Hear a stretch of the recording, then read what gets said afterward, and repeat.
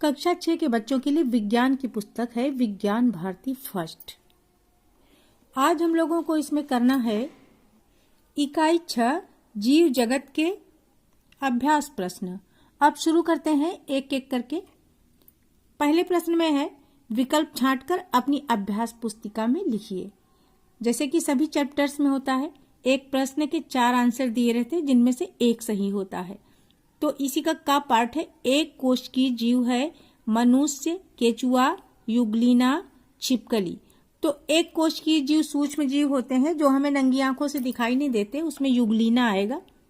खा है मेरुदंड पाई जाती है। मेरुदंड यानी कशेरू की यानी पीछे की हड्डी। तो केचुआ में नहीं, जोक में भी नहीं, तिलचट्टा में भी नहीं, मछली में पाई जाती है, इसलिए यही सही हो जाएगा। ग नंबर है अपुष्पी पौधा है आम, फर्न, जामुन, केला। तो आम, जामुन, केला में तो पुष्प होते हैं, फर्न अपुष्पी पौधा है। फिर इसी का लास्ट है मूल रोम किस में पाया जाता है? तना में, पत्ती में, जड़ में, पुष्प में। मूल रोम जड़ों में पाया जाता है जो कि जमीन से खनिज लवण और जल सोखने का कार्य करता है। प्रश्न 2 में सही कथन के आगे सही और गलत के आगे क्रॉस का निशान लगाना है। पौधों को भोजन की आवश्यकता होती है, हाँ ये सही है। जंतुओं में वृद्धि जीवन पर्यंत होती है, नहीं, एक निश्चित आयु तक वृद्धि होती है जंतुओं में, इसलिए ये गलत है। अमीबा बहुकोश की जंतु है, ये गलत है क्योंकि अमीबा एक कोश की जंतु है।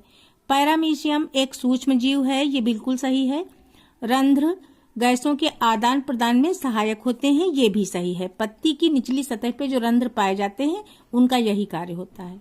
गेहूं तथा धान बहुवर्षीय पौधे हैं, नहीं ये गलत है क्योंकि एक वर्षीय पौधे हैं ये। खरगोश अकशेरुकी है, ये भी गलत है क्योंकि खरगोश में रीढ़ की हड्डी पाई जाती है। सूक्ष्म जीव हमें नग्न आंखों से नहीं दिखाई देते, ये भी सही है। तीसरे प्रश्न में रिक्त स्थानों की पूर्ति करनी है।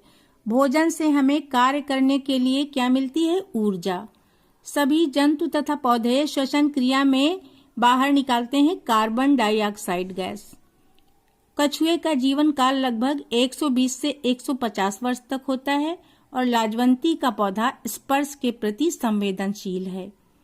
अपशिष्ट पदार्थों को शरीर से बाहर निकालने की क्रिया को कहते हैं उत्सर्जन। और पादप मिट्टी से मूल रोम की सहायता से जल एवं खनिज लवणों का अवशोषण करते हैं। प्रश्न 4 में स्तंभ का के शब्दों का मिलान करना है। स्तंभ खा से मेढक है उभयचर जंतु यानी जो जल स्थल दोनों जगहों पे रह लेता है, 2 जगहों पे रहता है ना, इसलिए ये उभयचर जंतु है।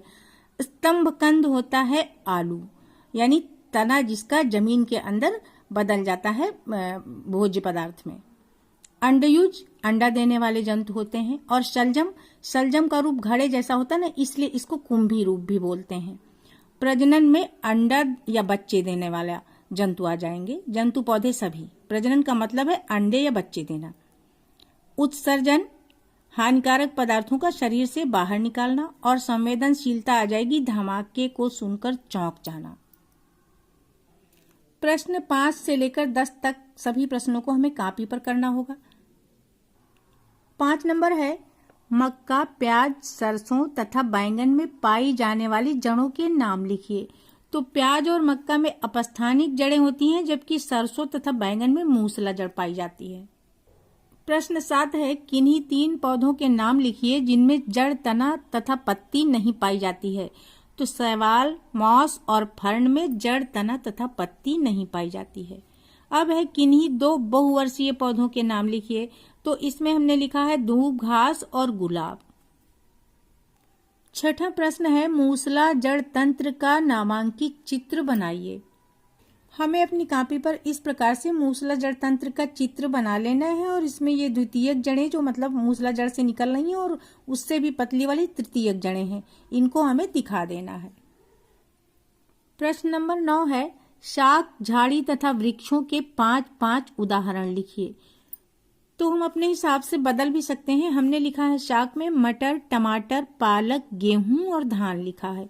झाड़ी में है गुलाब, करौंदा, गुड़हल, कनेर, चांदनी। ऐसे ही वृक्ष में भी हमें 5 उदाहरण लिखने हैं। तो आम, जामुन, महुआ, पीपल और बरगद हो गया। अगला प्रश्न नंबर 10 है शाकाहारी, मांसाहारी तथा सर्वाहारी जंतुओं के 5-5 उदाहरण लिखिए।